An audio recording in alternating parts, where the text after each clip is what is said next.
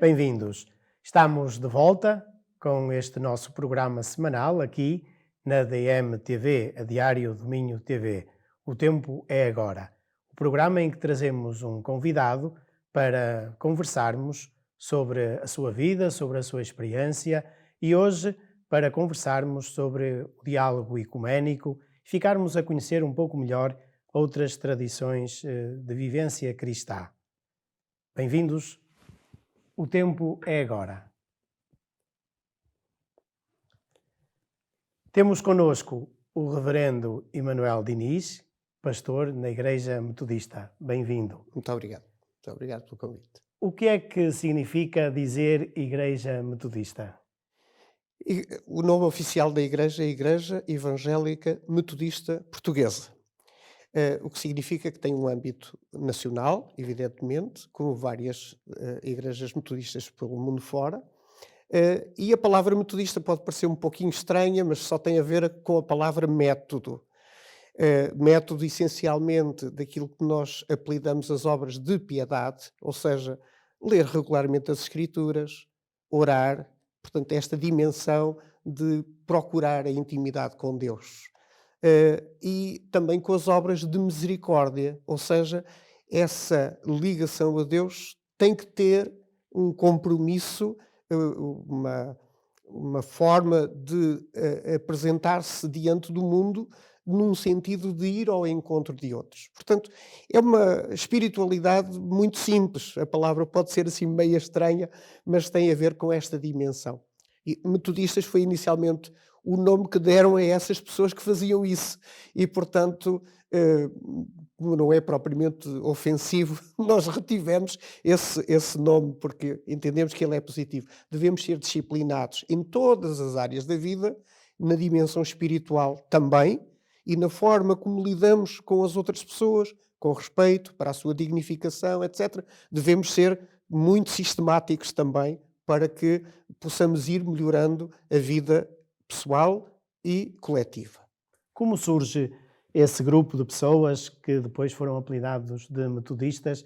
Onde surge, como é que surgem e depois como é que chegam também até nós? Pois, surge inicialmente no contexto da Revolução Industrial em Inglaterra, em que há grandes alterações sociais, a industrialização trouxe consigo coisas que não existiam, portanto, um grande número de proletários nas cidades que cresceram desmesuradamente, vindos precisamente do êxodo rural, e, portanto, havia muitas circunstâncias de injustiça.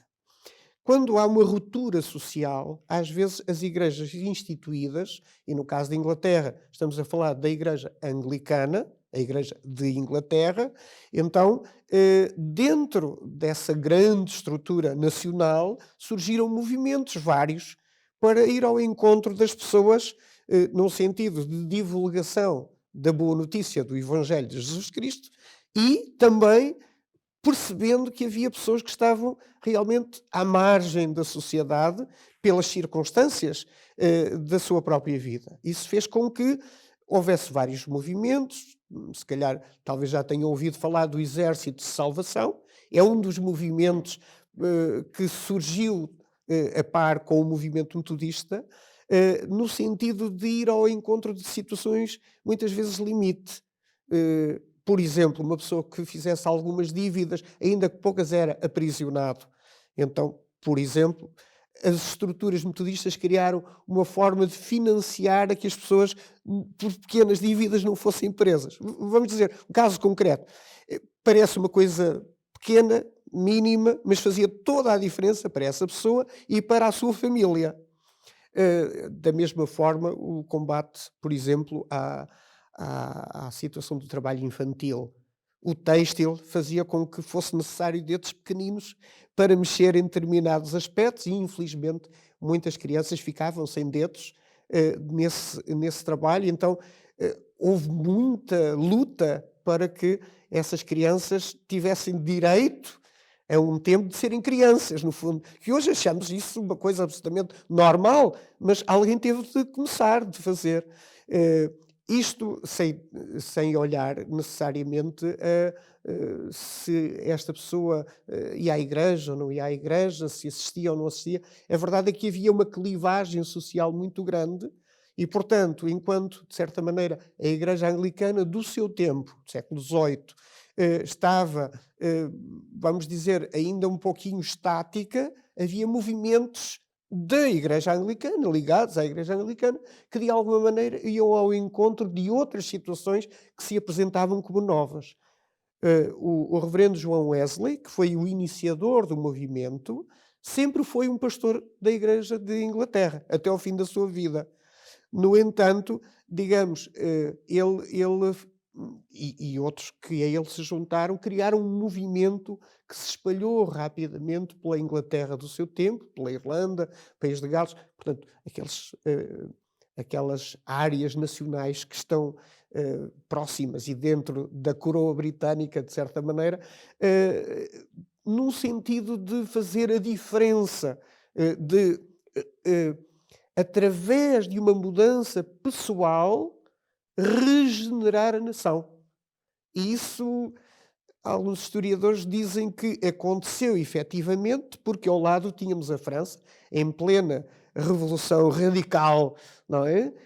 Republicana, e por muitas razões, certamente, essa não terá sido a única, mas de facto houve uma mudança de tal maneira pessoal e social que impediu uma revolução nos termos que a vizinha França teve.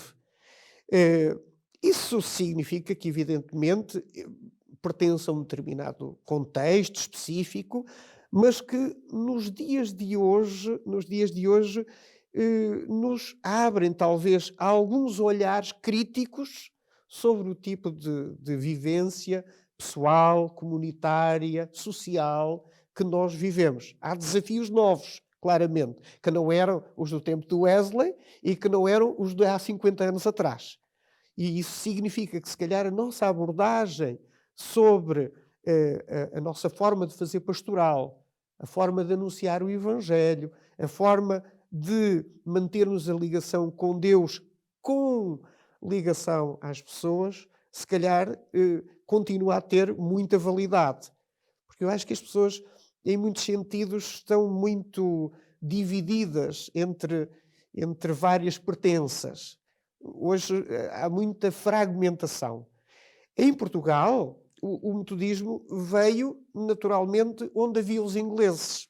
Lógico, na região do Porto, na região de Lisboa inicialmente, na região da Madeira. O metodismo chegou através de leigos que vieram, por exemplo, um engenheiro de Minas que veio trabalhar nas minas do Palhal, que é ali na zona de Oliveira das Mães, e que formou aquilo que se chama uma classe, ou seja, deu a conhecer aos seus trabalhadores a forma de se viver uma fé simples, em que a Bíblia era interpretada e como ela nos interpelava pessoalmente. Ele era um leigo, não era um presbítero, era um leigo.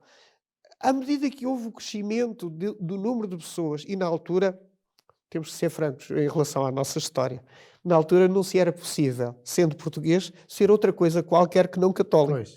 A lei não permitia isso. Portanto, havia sempre aqui algo de forçar a realidade legal e, por que não dizer, social.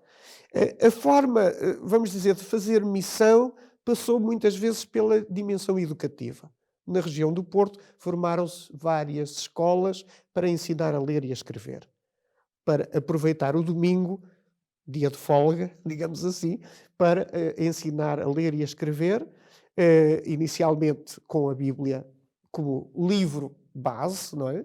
E depois, naturalmente, instituindo-se em escolas. Portanto, um pouco esta ideia, uma missão, uma escola, uma igreja. Quando digo missão, é neste sentido de abertura que a dimensão da Bíblia em português pudesse ser colocada nas mãos das pessoas. Isto significa, obviamente, alguns riscos, mas é também uma revolução. Primeiro, é preciso saber ler, não é? Para poder lê-la na sua própria língua. Mas tê-la na sua própria língua é também aprender com muitas outras testemunhas do passado que deixaram uma marca e que levaram as pessoas a descobrir algo mais. Uma espiritualidade, vamos dizer, simples, um pouco na linha de São Francisco de Assis. Uma espiritualidade de pé no chão. Uma espiritualidade do dia a dia, do dia a dia, do dia a dia, no cotidiano. Portanto, nesse sentido, os metodistas não são bichos esquisitos, não é? Apesar deste nome um pouco invulgar, são pessoas simples, são pessoas que procuram esta dimensão de proximidade com Deus e de proximidade com o seu próximo, no sentido bíblico. Como está implantada hoje a Igreja Metodista em Portugal? A Igreja Metodista em Portugal, numericamente, é uma pequena igreja, não é? Está implantada essencialmente no norte e centro do país e também algumas comunidades na região de Lisboa. Portanto, vamos dizer, na faixa litoral do nosso Portugal.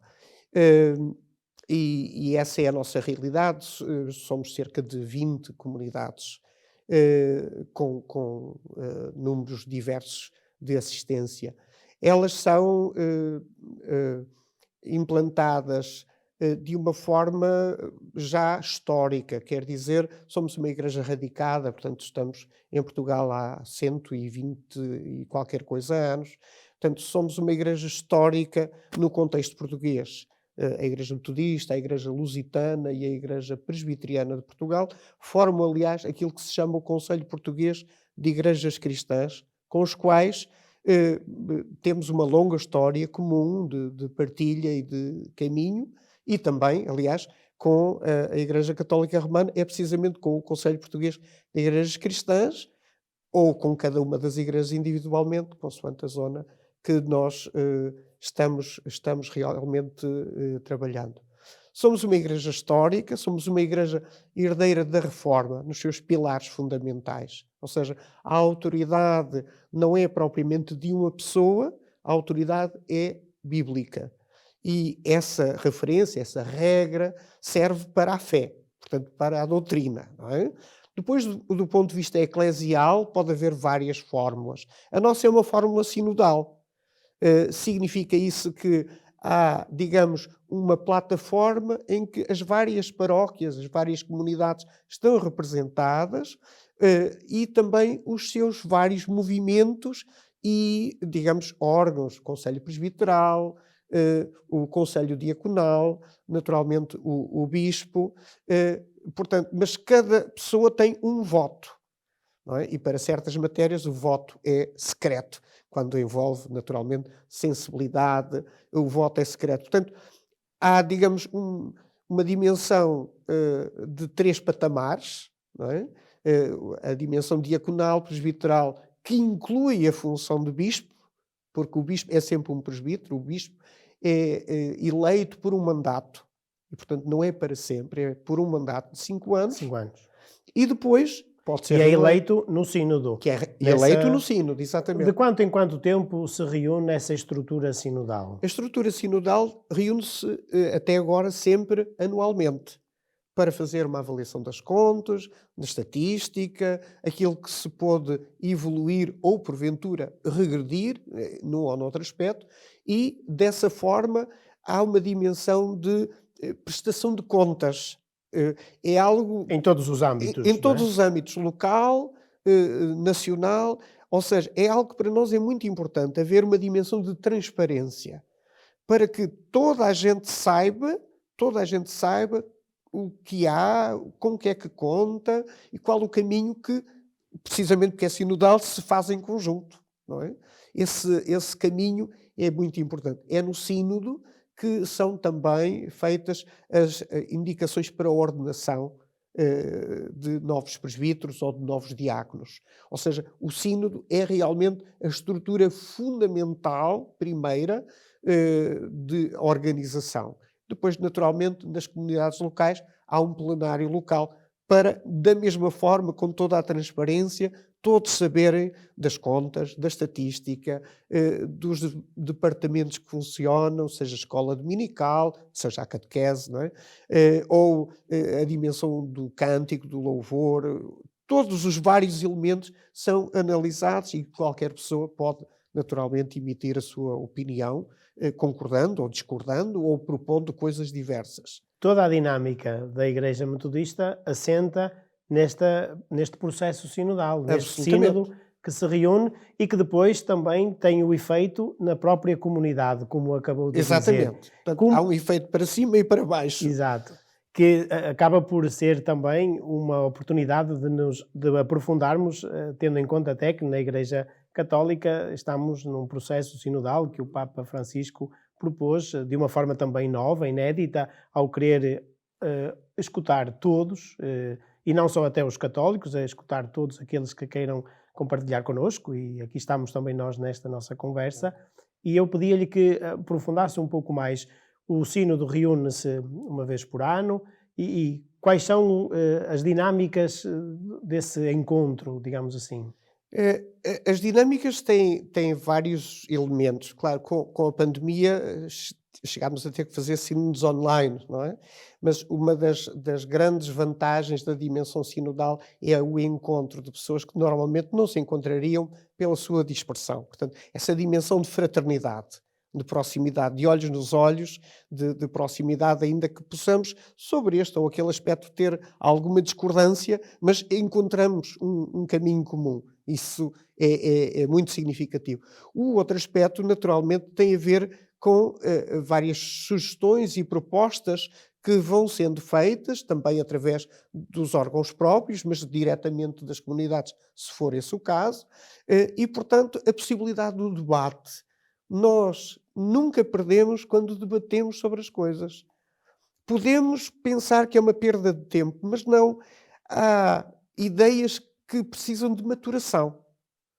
E, às vezes, não necessariamente num sínodo só, mas no outro a seguir, encontram-se realmente, digamos, versões melhores para a proposta inicial. E então, esse processo é muito rico.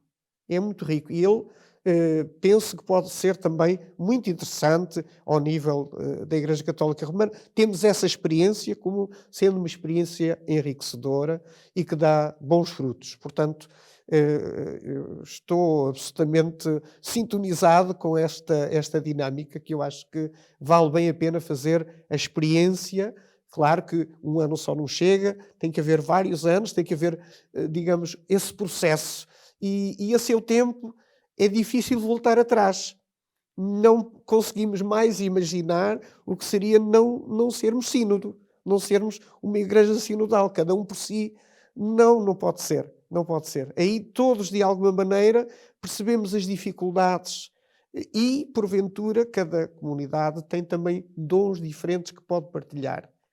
Não somos todos iguais, mas todos temos as mesmas oportunidades de partilhar. E isso acho muito, muito bonito, porque, no fundo, com todas as distinções, parece-me que é uma boa forma como Jesus trabalhou enquanto esteve entre nós, não é? Os seus apóstolos, todos eles eram muito diferentes, mas na aprendizagem com ele, na caminhada conjunta, de certa maneira, no mini-sínodo que eles representavam, houve algo que a Igreja toda a Igreja cristã, veio a beneficiar de forma muito significativa. Há pouco referiu, nas suas palavras, que é nesse contexto que é escolhido e depois consagrado o bispo, Exatamente. que tem um tempo, não é? É por um Mandato, mandato que pode ser renovado. Sim. E qual é o papel do bispo na Igreja Metodista dentro dessa dinâmica sinodal? O que é que compete ao bispo desenvolver na Igreja? O bispo, obviamente, é, digamos, um símbolo da unidade da Igreja, é evidente. E a sua função é ser, digamos, o pastor de todos, e nomeadamente dos pastores. Não é? Portanto, essa função vai de si. Mas é também a dimensão de que ele é o porta-voz das decisões do sínodo. Ou seja, vamos imaginar, não vou dizer por absurdo, mas pode não coincidir exatamente a sua opinião com a opinião do sínodo. Pode não coincidir. normalmente coincide, mas pode não coincidir, mas ele é o porta-voz da decisão do sínodo e, portanto, a sua função é também de fazer com que as comunidades locais levem a sério essa decisão e a ponham em prática. E, portanto, eu acho que é um processo não tanto de poder, vamos dizer assim, mas de carisma, de utilizar, seja os dons pessoais ao serviço da comunidade. E isso acho que é extremamente importante. Há outros contextos, por exemplo, nos Estados Unidos, ou mesmo no Brasil, em que o bispo tem poder. É outra forma de... porque são áreas geográficas muito grandes e, digamos, contextos muito diversos. Mas em Portugal encontramos esta fórmula que é ajustada à nossa realidade. Ajustada à nossa realidade. E, portanto, durante cerca de 5 anos, o seu mandato desenrola-se e, se o sínodo assim o entender, chega um momento de novas eleições. Então, os vários presbíteros que tenham pelo menos 10 anos de serviço ativo, por ordem alfabética, são colocados numa lista. Portanto, ninguém é candidato. Ninguém é candidato. São colocados numa lista e as pessoas votam de forma secreta para encontrar o novo bispo ou a recondução daquele que até aí tinha sido o bispo. E assim tem acontecido nestes últimos anos, mas pronto, já tivemos um outro bispo, evidentemente, mas, portanto, este é o percurso normal. Eu estou curioso com um aspecto. O que é que acontece ao bispo quando ele não é reconduzido? Quando chega ao fim do seu mandato, seja por idade, seja até porque no sínodo não é eleito para uma nova missão? 2 situações podem acontecer. Primeiro, chegou um tempo de reforma e, portanto, o próprio pode dizer agora não quero mais, não é? Pronto. Então pode ser concedido pelo próprio sínodo o título de bispo emérito. Mas não é uma coisa adquirida a priori, é uma decisão sinodal. E assim aconteceu com o nosso anterior bispo, por exemplo. Portanto, mantém o título e mérito. Mas se porventura não chegou à reforma, então volta à sua condição normal de presbítero e, portanto, pode ser-lhe atribuído uma ou 2 comunidades, uma ou 2 paróquias, não é? Para desenvolver a sua ação pastoral. Naturalmente, se tem uma experiência longa, certamente seria apoio àquele que a partir de agora tem então a função episcopal. Mas é bom sinalizar que é uma função e não propriamente uma distinção. É apenas durante algum tempo e para fazer aquilo que está devidamente atribuído, em linhas gerais que eu apontei. O presbítero já não é assim. O presbítero é ordenado e tem depois uma função que é de ser Pastoral, pastor. exatamente. Mas o presbítero não precisa de ser reconduzido. Não. É ordenado A partir do presbítero. momento que foi ordenado, mantém a sua ordenação, a não ser por razões, enfim, disciplinares muito, muito estranhas, não correspondesse, não é? Mas isso, felizmente, não temos tido situações que a tal obriguem. A missão pastoral é também realizada em processo sinodal, isto é, Sim. o reverendo Emanuel Diniz é nomeado ou é indicado para uma determinada comunidade pelo bispo ou pelo sínodo? Na realidade, há um trabalho prévio do Conselho Presbiteral, porque somos um pequeno grupo e, portanto, é possível dialogar sobre... Quantos presbíteros temos em Portugal? Neste momento, eu penso que são 12 ou 13. Não tenho o número rigoroso, mas creio que 12 ou 13. Já agora temos presbíteras também, não é? Portanto, homens e mulheres... Desde o início ou mais recente? Mais recentemente. Não que houvesse alguma objeção, mas de facto, do ponto de vista digamos, de quem se apresentava como candidato, inicialmente eram homens. Mas ficou bastante claro que quer homens, quer mulheres, tinham a capacidade portanto, não tem a ver com o seu género, com o seu sexo, mas tem a ver realmente com o carisma que a cada um é dado. Sendo chamado, sentindo-se chamado ou chamada para desempenhar uma função pastoral, se faz o treino, se tem 2 anos de prova e é achado conforme e é acompanhado e validado sinodalmente, então será ordenado ou ordenada. Por isso, neste momento, ainda não temos nenhuma episcopisa. Neste momento, mas se calhar no futuro poderá vir a acontecer, não é? Assim como temos diáconos e diáconas, portanto, também na mesma função, seja propriamente na função diaconal que normalmente atribuímos, portanto, no trabalho com outras pessoas ou em serviço social, nós temos uma categoria que antigamente se designava de pregadores, e que agora são os diáconos da palavra, cuja tarefa é precisamente a pregação, a exortação, como também fazem os presbíteros. Mas a dimensão dos leigos é algo de muito significativo na nossa Igreja. Muito significativo.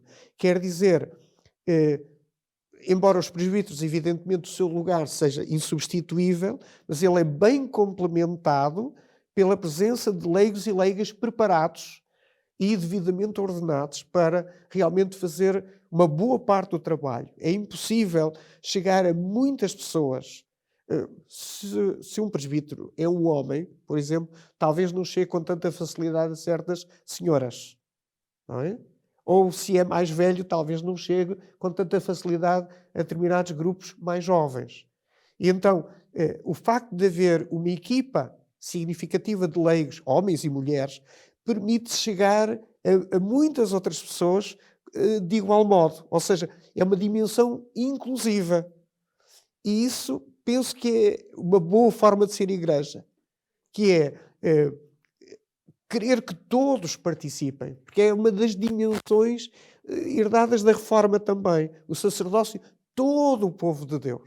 Não só de alguns, mas de todo o povo de Deus. Quando isso acontece, a igreja tem uma dinâmica. Não é? Quando as pessoas se comprometem com Deus, consoante o seu carisma, consoante os dons que Deus deu, então há uma dinâmica diferente. Não há muitos assistentes. Há pessoas que assistem uns aos outros e juntos fazem realmente esse trabalho. É um caminhar juntos, de facto. É mesmo não só na estrutura, mas depois no dia-a-dia.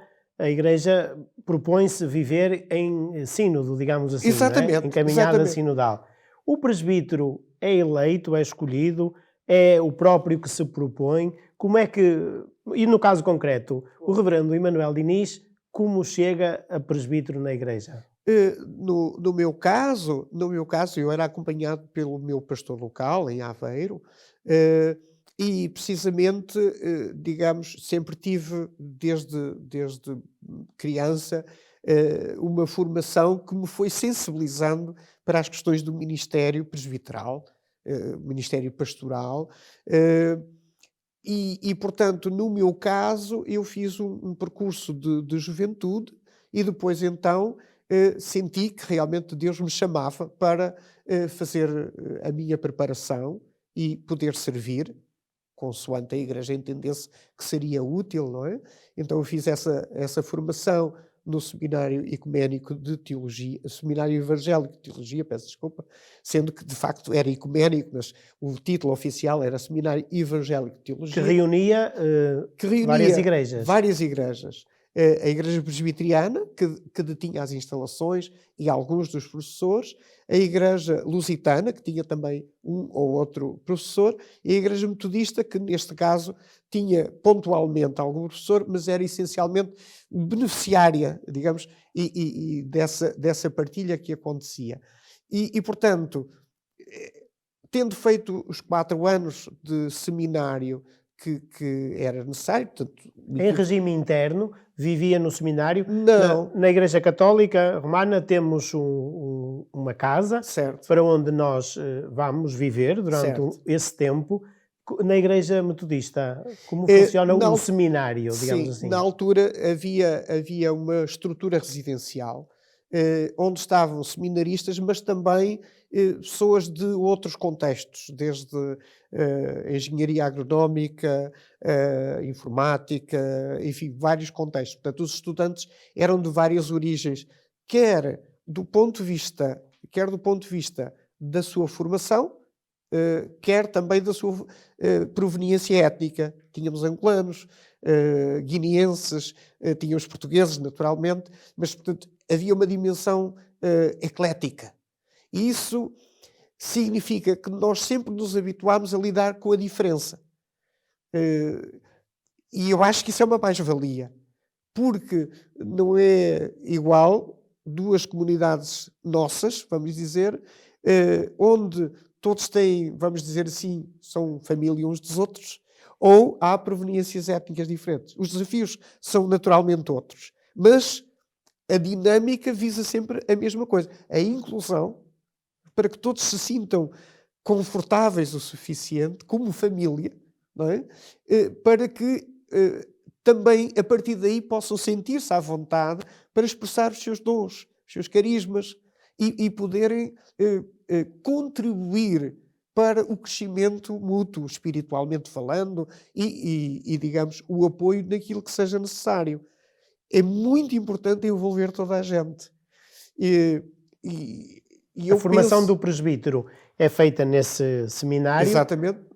Portanto, eu posso, como aconteceu com o reverendo Emanuel Diniz, não é? De querer fazer esse discernimento, certo. Mas há alguma possibilidade de eleição para presbítero?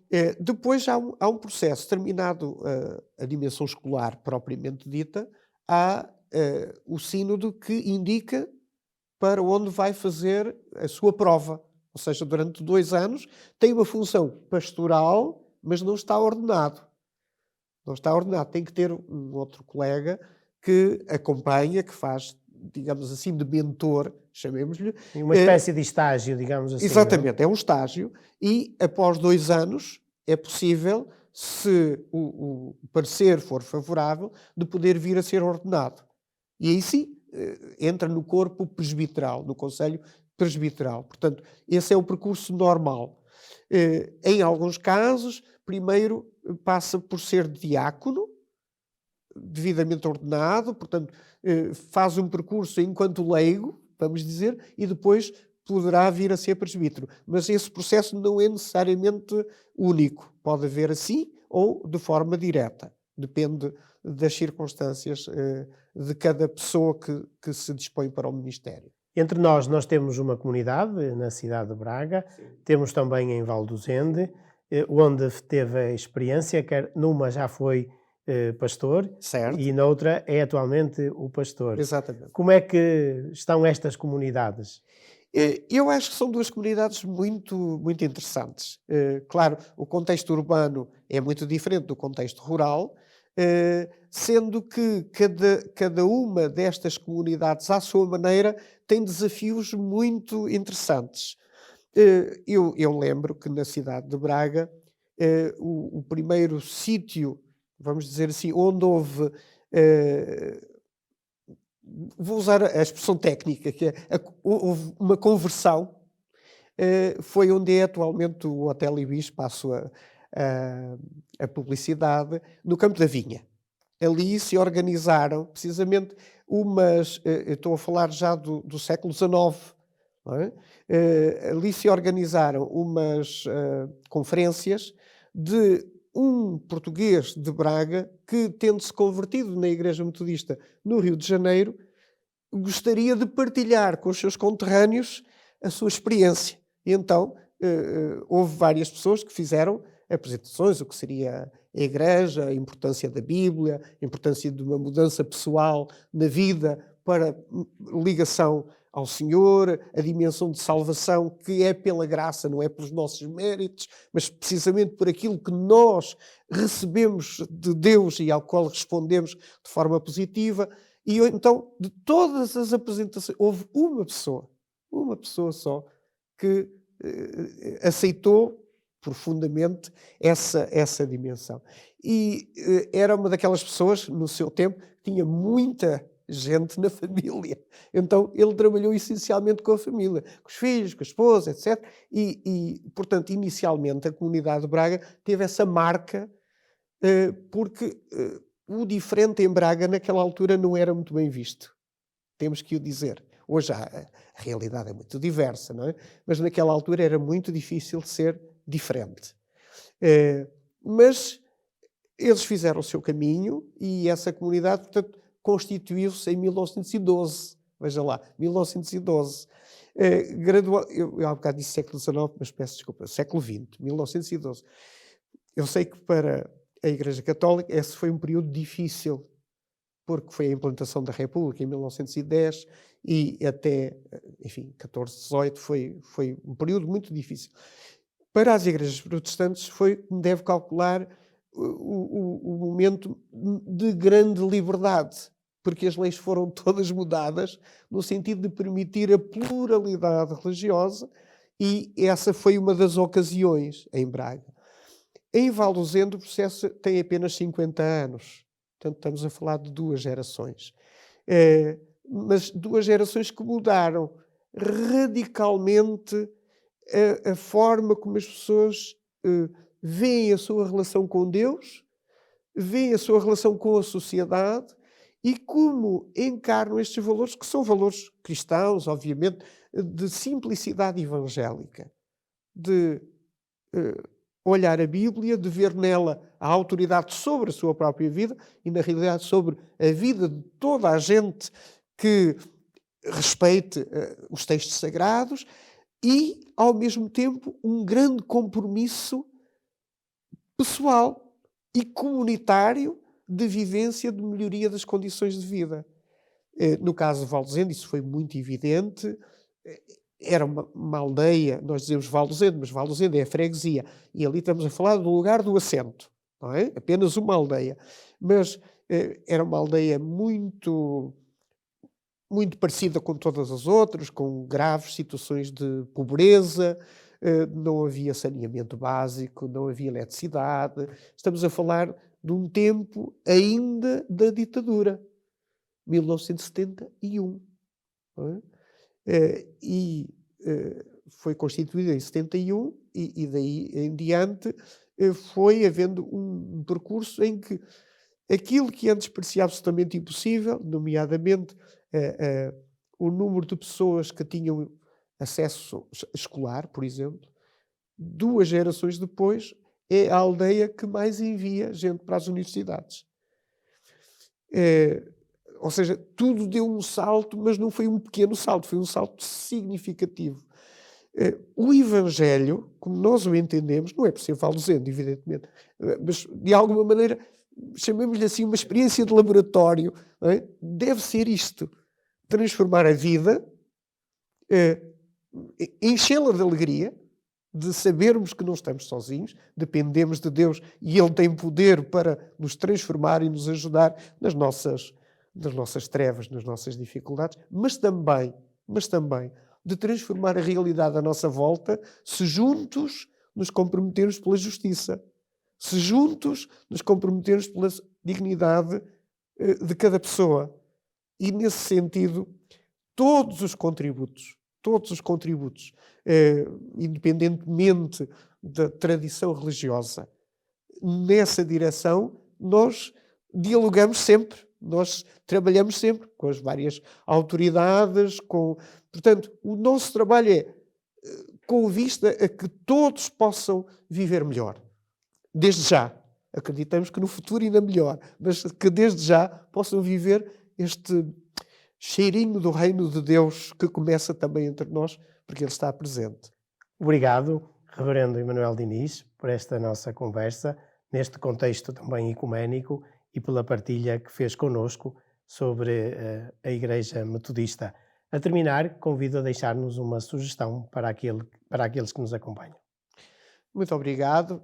Eu sugeria que pudessem visitar a página da Igreja Metodista, até para colher mais informações pessoais e conferir realmente se há algumas das coisas, eu penso que nada daquilo que lá está é chocante, mas para todos os que têm interesse de conhecer um pouquinho mais, é talvez uma boa pista para começar. Tem vários vídeos, tem vários documentos, um ou outro que naturalmente não será coincidente com os da Igreja Católica Romana, que respeitamos, mas é bom nós podermos conferir e fazer o nosso próprio juízo e avaliação. E esse é o nosso propósito também deste nosso encontro e agradeço de novo Muito obrigado a pelo pronta convite. disponibilidade para estar connosco aqui Foi um neste gosto. programa O Tempo é Agora. E a todos vós desejo uma boa semana. Até ao próximo programa.